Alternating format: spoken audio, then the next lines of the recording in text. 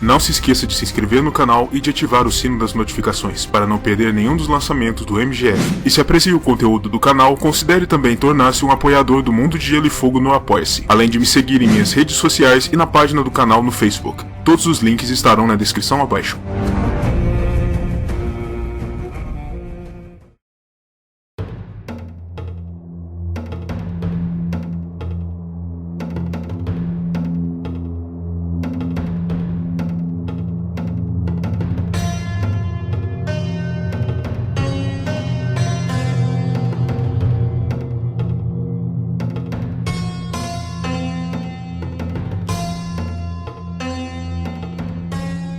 Doran Nímeros Martell nasceu em Lança Solar, a fortaleza ancestral de sua casa, no ano 247 ou 248 após a conquista, como o primeiro filho da princesa de Dorne com seu marido e consorte, e, portanto, como herdeiro do principado. Na década posterior ao seu nascimento, Doran chegou a ganhar dois irmãos mais jovens, Mors e Olyvar, mas ambos morreram em tenra idade, de modo que se passou muito tempo até que ele viesse a usufruir da companhia de irmãos. O garoto passou muitos de seus anos de infância e juventude nos Jardins de Água, o belo complexo de piscinas, passadiços e jardins construído por seu ancestral Maron Martell para o agrado de sua nova esposa, a princesa real Daenerys Targaryen. A rotina de Doran ali, tal como as de outras crianças que se refugiavam nos jardins, consistia em se divertir nas águas calmas das piscinas, brincando com seus pares e aproveitando seu tempo de imaturidade e infância. Aos 9 anos de idade, ele se tornou um escudeiro a serviço na Costa do Sal, fortaleza da Casa Gargallen, e enquanto isso, sua mãe dava à luz sua primeira irmã, a princesa Elia. Como ela havia nascido prematura, Doran logo se convenceu de que ela também morreria, como seus outros irmãos antes, mas ela acabou por sobreviver, e um ano mais tarde, ele ganhou mais um irmão, o príncipe Oberyn. Quando já havia se tornado um jovem forte e preparado o suficiente para viajar, Doran excursionou pelas cidades livres, como era costumeiro entre os filhos de casas nobres de Dorne, passando por Volantes e mais tarde indo até a cidade de Norvos, onde ele deveria conhecer sua futura esposa, Lady Mellario. Os casamentos de nobres dorneses com donzelas e senhores vindos das cidades livres era outro costume relativamente comum e bem aceito no Principado. O primeiro encontro dos noivos ocorreu muito bem, e Mellario se enamorou imediatamente a Doran, retornando com ele pouco depois a Dorne, em companhia de seu protetor juramentado, Areo Hotah, anteriormente um escravo treinado pelos sacerdotes barbudos de Norvos, que foi libertado e tomado ao serviço dos Martell dali em diante, vindo a se tornar muito próximo a Doran nos anos seguintes, e sendo alçado ao posto de capitão de sua guarda doméstica. Em 273, quando sua mãe e seus irmãos partiram em busca de pretendentes adequados a ambos, coube a Doran ficar em Lança Solar, ocupando o posto de castelão, para administrar o dia a dia do principado na ausência da princesa e, de quebra, se inteirar ainda mais de seus futuros deveres como governante. 3 anos mais tarde, em 276, a primeira filha de Doran nasceu, a princesa Arianne, que foi imediatamente declarada como sua sucessora ao principado, uma vez que, pelas leis de Dorne, a sucessão era ditada pela primazia de nascimento do herdeiro, independente do seu sexo. Mais 3 anos se passaram, e em 279, a princesa de Dorne faleceu, deixando o príncipe Doran como novo senhor de Lança Solar e governante de toda a Dorne. Anos mais tarde, enquanto vivia como protegido de Lord Edgar Arrowwood, o irmão mais jovem de Doran, Oberyn, foi pego na cama com a esposa do senhor, e precisou lutar em um duelo de honra para satisfazer a indignação de Edgar e de sua casa. O duelo foi apenas até o primeiro sangue, mas o senhor veio a falecer, segundo rumores, por conta do veneno imbuído na lâmina do príncipe, uma indignidade tremenda, e por conta disso, Doran precisou agir depressa para se manter em bons termos com seus mais poderosos vassalos. Ele enviou Oberyn para um exílio temporário nas Cidades Livres, para aplacar a ira dos Ironwood. No início do ano 279, a princesa Elia se tornou prometida ao príncipe real Rhaegar Targaryen, e eles vieram a se casar no ano seguinte, algo bastante vantajoso para a posição dos Martell dentro da corte real. Dessa união, 2 crianças nasceram, a princesa Rhaenys e o príncipe Aegon, o herdeiro presumido de Rhaegar na linha sucessória dos reinos, embora fosse mais novo do que sua irmã, já que as leis de Dorne não se aplicariam em Porto Real. Quando o príncipe desapareceu com Lyanna Stark em 282, pouco tempo após o nascimento de Aegon, a sucessão de eventos que se seguiram desencadeou a rebelião de Robert, na qual Dorne se mostrou lenta em fornecer seu apoio ao Trono de Ferro, pois Doran ficou compreensivelmente furioso com a forma como Rhaegar colocara de lado sua esposa em favor da donzela nortenha. Após o reaparecimento de Rhaegar, Doran finalmente concordou em fornecer 10.000 lanceiros dorneses para auxiliar o exército real no confronto final contra os rebeldes, sob o comando do tio de Doran, Príncipe Lewin, um dos Cavaleiros Brancos de Aerys II. Doran fez isso motivado principalmente pela perspectiva de ver Elia como rainha no futuro e de ver seu sobrinho Aegon sentado no Trono de Ferro em um momento oportuno. Contudo, mesmo o reforço militar das lanças de Dorne não foi capaz de impedir a derrota dos lealistas no Tridente, nem a morte do príncipe Rhaegar, o que praticamente colocou um fim ao esforço de resistência Targaryen. Pior ainda, acreditando que o príncipe Lewin havia traído seu filho em batalha por conta de seu estado avançado de paranoia, o rei Aerys proibiu à princesa Elia que escapasse com seus filhos para a Pedra do Dragão, tal como fizera a rainha Rhaella e seu filho Viserys, o que se mostraria fatídico pouco depois, durante o saque de Porto Real, quando Sir Gregor Clegane, um dos comandantes do exército de Tywin Lannister, assassinou Aegon, atirando sua cabeça de infante contra uma fria parede de pedra, após o que estuprou Elia com o sangue e pedaços de cérebro de seu filho ainda em suas mãos, antes de assassiná-la, e ao mesmo tempo, Sir Amory Lort, outro dos oficiais Lannister, puxava a aterrorizada Rhaenys de debaixo da cama de seu pai e a assassinava com dúzias de punhaladas, para colocar um fim à linhagem de Rhaegar e assegurar a tomada do trono por Robert, mas também por pura e simples crueldade. Após estes lamentáveis fatos, o novo rei Robert I anistiou os assassinos, perdoando-os pelos brutais assassinatos, algo que levou o irmão de Doran, Oberyn, a tentar sublevar Dorne contra o novo governo. Tamanha foi sua revolta. A nova insurreição não chegou a se iniciar, no entanto, pois a nova mão do rei, Lord Jon Arryn, viajou pessoalmente até Lança Solar para negociar com o príncipe Doran o final de qualquer perspectiva de revolta, levando consigo os ossos de Elia como um penhor de paz.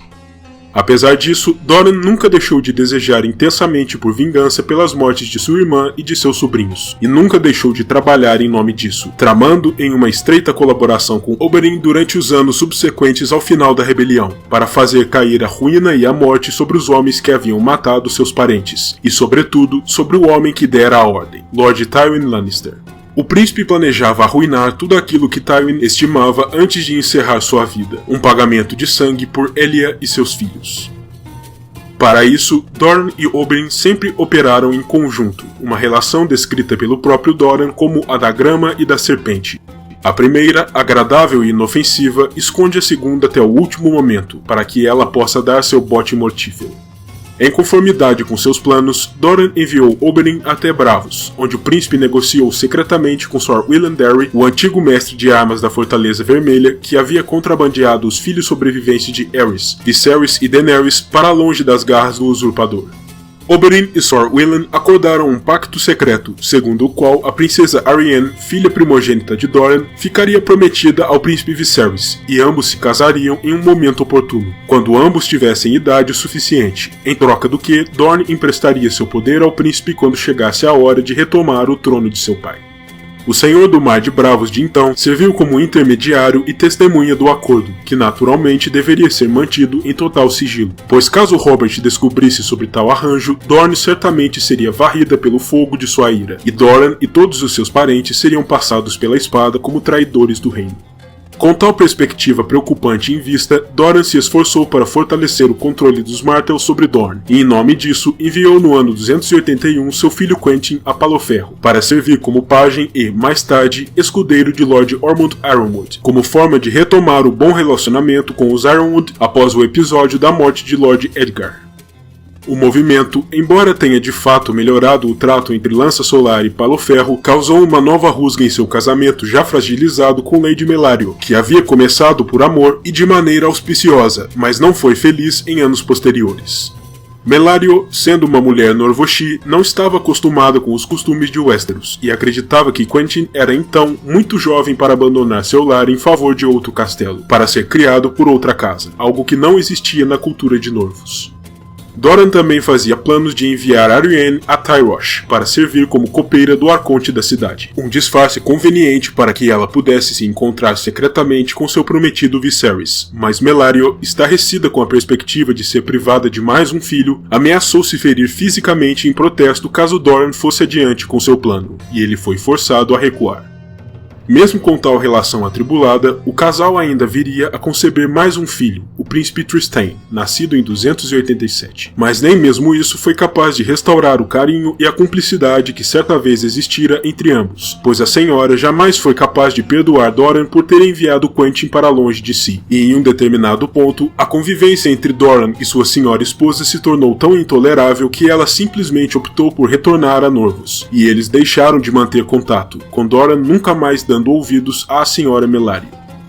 Doran pretendia permitir que Arianne soubesse de seu noivado secreto com Viserys Targaryen quando ela atingisse seus 16 anos de idade, mas levando em consideração a natureza ingênua e extrovertida de sua filha, ele julgou que seria perigoso lhe confiar uma informação que deveria permanecer secreta a todo custo, sob o risco de arruinar a todos eles. Por isso, o príncipe se decidiu por mantê-la na ignorância de seus planos para muito além disso, o que causou um problema inesperado entre ambos, já que Arianne, em uma certa noite, adentrou os aposentos de seu pai em segredo e leu uma carta endereçada ao seu irmão Quentyn, na qual Doran lhe prometia que ele seria o herdeiro de Dorne após sua morte.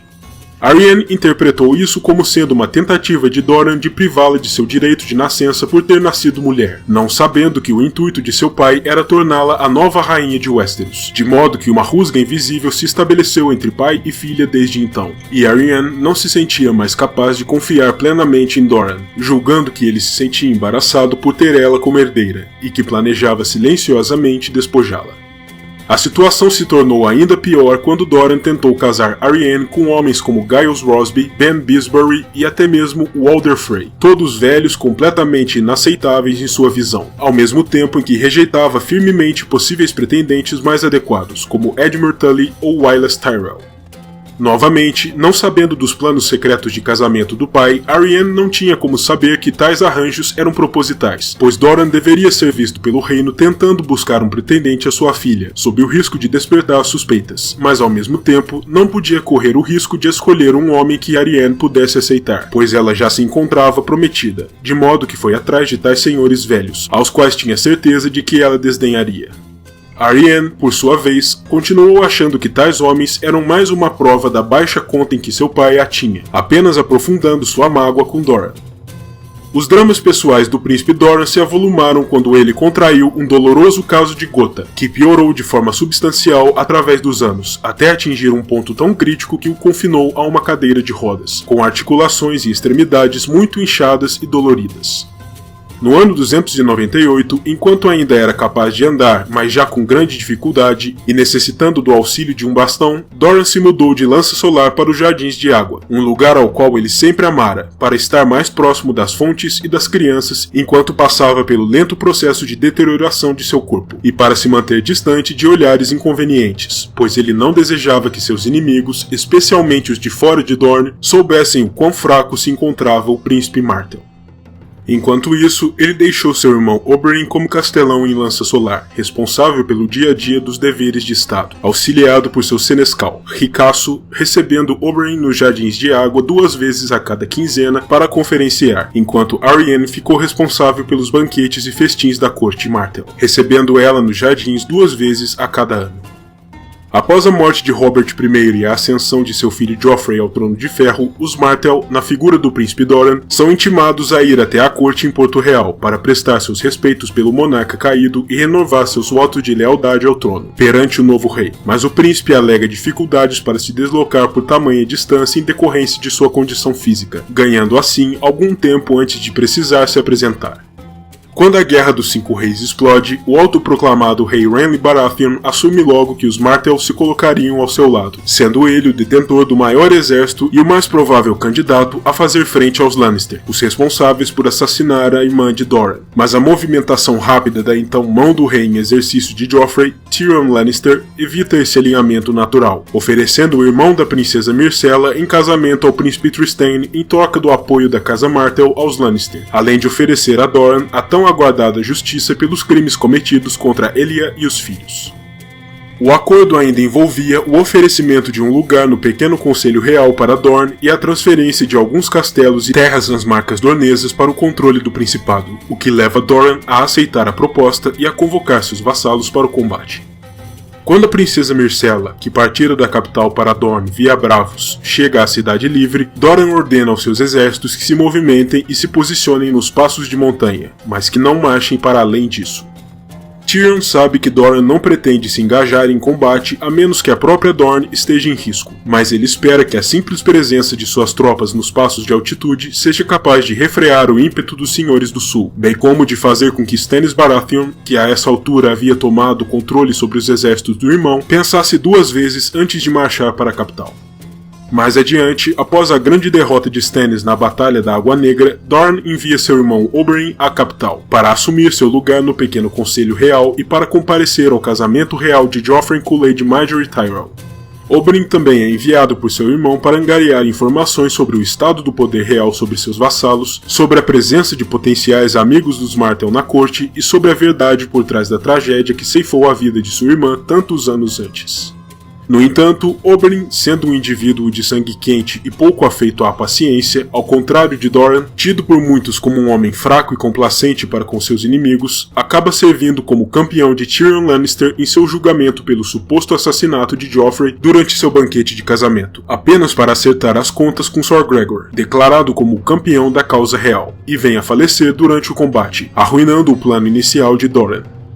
A morte do Víbora Vermelha cai como uma bomba de fogo sobre Dorne, e quase todo o Principado urge ferozmente a Doran que vá à guerra para vingar seu irmão, liderado pelas filhas bastardas de Oberyn, as Serpentes de Areia, a quem Doran considera como muito queridas, mas que não se furtará de aprisionar caso ameacem seu controle sobre seus domínios. E de fato é exatamente o que ele faz, encarcerando as mais velhas entre as serpentes com a exceção de Sarella, que se encontrava então fora de Dorne, para esfriar os ânimos do povo.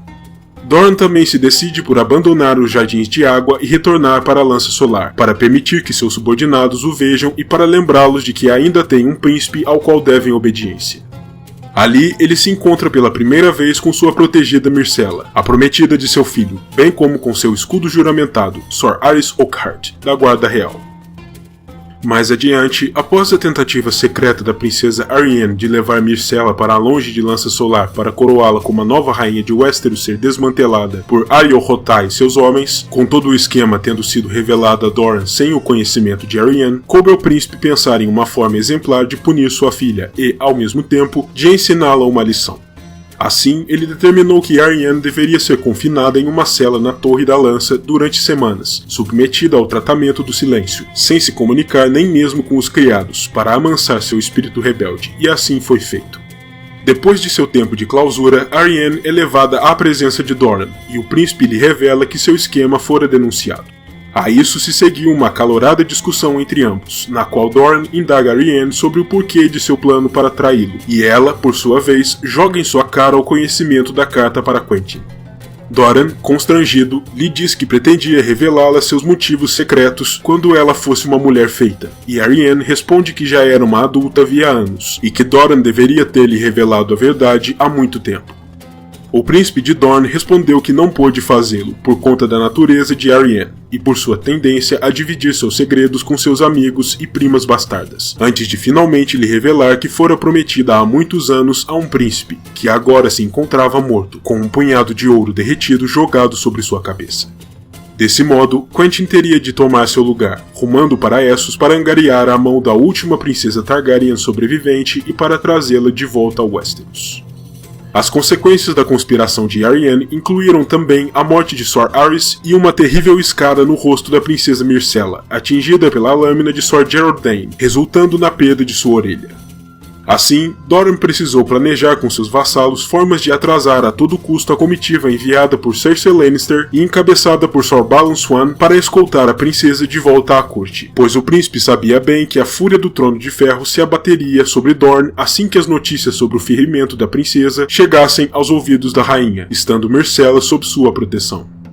Eventualmente, Sor Balon e outros homens do rei chegam à Lança Solar, onde atendem ao banquete organizado por Arianne para recepcioná-los. Ali, os homens do rei apresentam a Doran, com toda a solenidade, o crânio de Sir Gregor Clegane, o homem responsável pela morte de Elia e Aegon, dentro de uma ornamentada caixa, como o penhor de boa vontade dos Lannister. Sor Balon comunica ao príncipe que Cersei deseja que Myrcella parta de volta a Porto Real para uma rápida visita ao seu irmão, o rei Tommen, e que ela também convida Doran a ir até a corte ocupar o lugar dornês vago no pequeno conselho, e Trystane para ver a capital, acompanhar sua prometida e se tornar mais próximo ao pequeno rei. A comitiva real desejava retornar à corte por terra, pelo mesmo caminho pelo qual tinham vindo. E quando Doran sugere que uma viagem por mar seria mais segura, Sor Balon se mostra estranhamente nervoso com a perspectiva, e por acaso, Doran sabe exatamente o porquê. Mais tarde, em uma câmara privada e distante de ouvidos incautos, Doran revela às 3 serpentes de areia mais velhas que ele havia recentemente libertado a Ariel-Hotah e a Arianne, que seus amigos na corte lhe haviam alertado de que o convite era apenas um ardil, planejado por Cersei para prejudicar seriamente Dorne.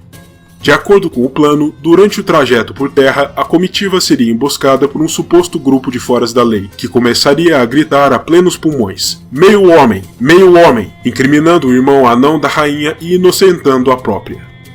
Durante o ataque, o príncipe Trystane seria morto, libertando Myrcella do noivado, e Sor Balon mais tarde testemunharia ter tido um rápido vislumbre de Tyrion, dando mais credibilidade à farsa. A revelação choca as serpentes de areia, que não acreditavam ser Cersei capaz de algo tão traiçoeiro, e mesmo Doran admite que tinha suas dúvidas, até que a reação de Sor Balon lhe servisse como uma confissão silenciosa, já que uma viagem por mar arruinaria todo o plano. De início, as filhas de Oberyn ficaram furiosas com o que escutaram, e desejam ferir Sor Balon e os homens do rei, para provocar a explosão de uma nova guerra. Mas Doran as proíbe, tanto por estarem eles protegidos pelos direitos de hóspede, quanto por saber que Dorne sozinha não teria condições de fazer frente ao Trono de Ferro. Ao invés disso, o príncipe estabeleceu seu próprio plano para subverter a vontade da rainha.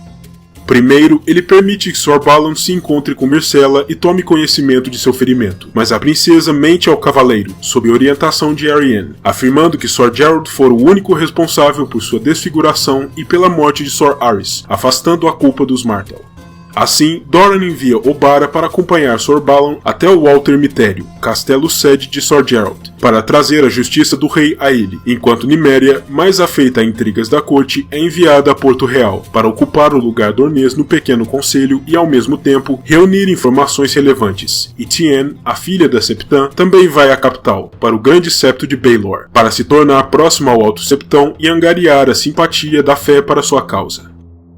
Depois, enquanto Doran aguarda em sua fortaleza por notícias vindas de seu filho Quentyn, ele é informado que uma frota desconhecida havia içado velas em Lys, e que se encaminhava para a costa dos Sete Reinos.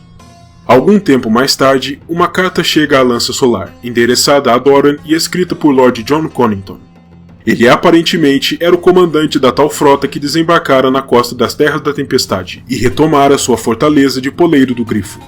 Lord Connington informa-o também que o filho de sua irmã, Aegon, havia na verdade sobrevivido ao saque de Porto Real e que crescera escondido durante todos esses anos sob sua proteção, para prevenir tentativas de assassinato orquestradas por Robert. Agora, ambos estavam de volta a Westeros, e Lord Connington solicitava ao príncipe que enviasse ajuda militar para o esforço de colocar o jovem sobre o trono de seu avô.